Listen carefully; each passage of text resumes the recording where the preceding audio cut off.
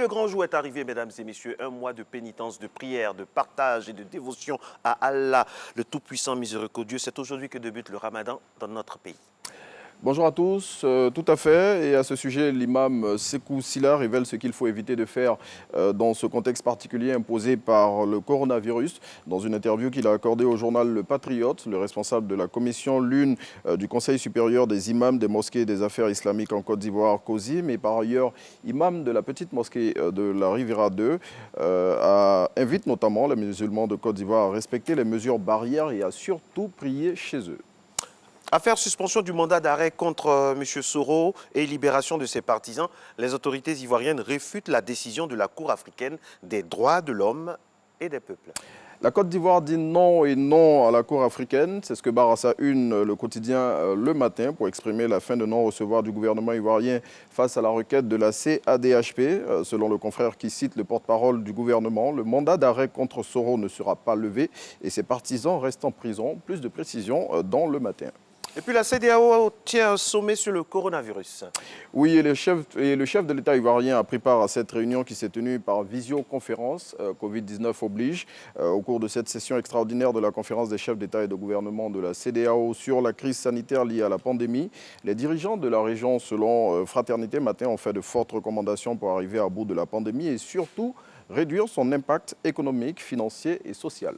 Et puis, ce qu'on redoutait tant est arrivé. La Côte d'Ivoire a atteint la barre psychologique des 1000 cas par rapport au Covid-19. Oui, depuis hier, notre pays compte 1000 cas d'infection au Covid-19. Selon le ministère de la Santé et de l'Hygiène publique, sur ce nombre, on compte à ce jour 14 décès et surtout 359 guéris. Le calendrier électoral en Côte d'Ivoire ne connaîtra pas de changement. Tout à fait. Jusqu'à preuve du contraire, les élections auront lieu le 31 octobre 2020. C'est ce qu'a déclaré Ibrahim Koulibaly Kuibiert hier au terme de la première réunion du comité de pilotage du projet d'appui aux élections en Côte d'Ivoire. Selon le président de la commission électorale indépendante qui est cité par l'Inter, pour l'heure, le Covid-19 n'a pas d'impact réel sur le processus électoral. Alors dites-nous Renaud, hier on a eu des manifestations à Koumassi, à Treichville par rapport au coup-feu qui aurait été levé. Non-respect du coup-feu, un réfractaire durement sanctionné. Ce n'est pas le cas, le coup-feu est toujours en activité. Il est toujours en vigueur et ce réfractaire, il s'agit d'un maçon qui a affronté des gendarmes, qui en a tabassé un et qui l'a mordu. Les faits se sont déroulés dans la ville de Bouna. Cet intrépide individu qui a été mis aux arrêts a été condamné à 12 mois de prison ferme et à 1 million d'amende selon Soir Info. Ok. On continue de parler du coup-feu avec cette rumeur, voilà, je l'évoquais à l'instant, qui a provoqué des mouvements de foule hier dans la partie sud d'Abidjan. Oui, et c'est dans les communes de Koumassi et Treichville, très exactement, que cette rumeur faisant état de la levée du coup-feu a circulé alors qu'il n'en était rien, instauré par les autorités ivoiriennes pour faire barrage à la propagation du Covid-19. Le coup-feu est toujours en vigueur.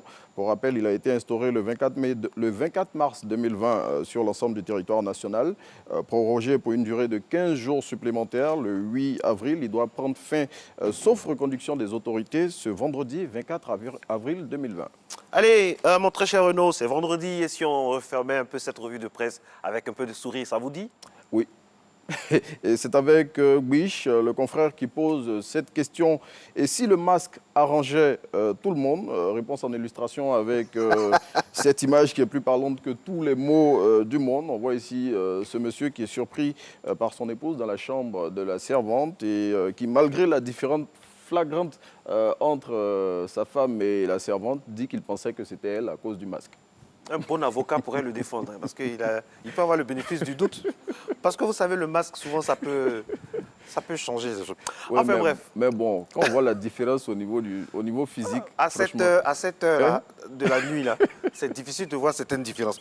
Merci beaucoup, mon très cher Renaud. Et puis, on vous souhaite un très, très bon week-end.